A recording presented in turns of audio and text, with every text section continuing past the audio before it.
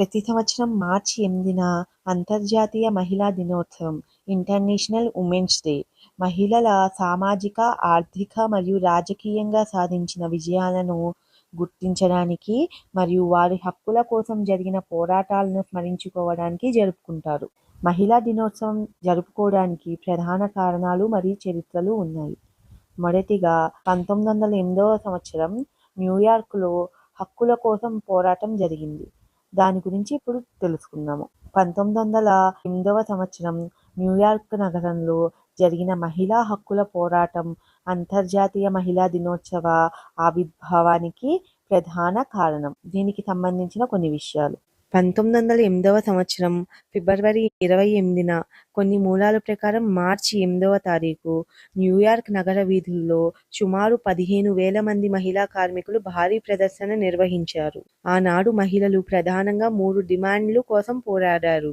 అప్పట్లో మహిళలకు రోజుకి 12 నుంచి 16 గంటల వరకు కష్టపడాల్సి వచ్చేది. దాన్ని తగ్గించాలని వారు తక్కువ పని గంటలు కావాలని కోరారు. పురుషులతో సమానంగా పనిచేసినప్పటికీ మహిళలకు అతి తక్కువ వేతనం ఇచ్చేవారు. వేతనము అంటే జీతం, అంటే శాలరీ. దానికి వ్యతిరేకంగా సమాన వేతనం కోరారు.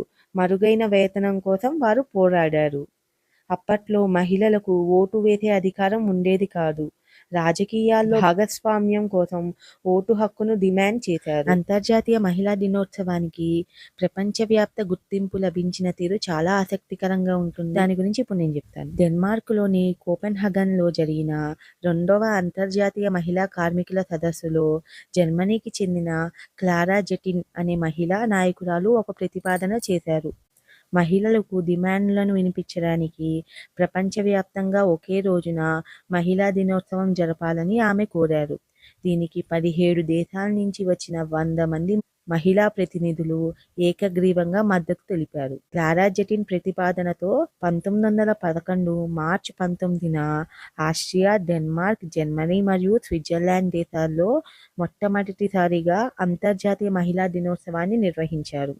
ఆ రోజున సుమారు 10 లక్షల మంది మహిళలు మరియు పురుషులు ర్యాలీలో పాల్గొని మహిళా హక్కుల కోసం నినాదించారు. 1917లో రష్యా మహిళలు చేసిన పోరాటం తర్వాత మహిళా దినోత్సవం ప్రతి ఏటా మార్చి 8న జరపాలని నిర్ణయించుకున్నారు.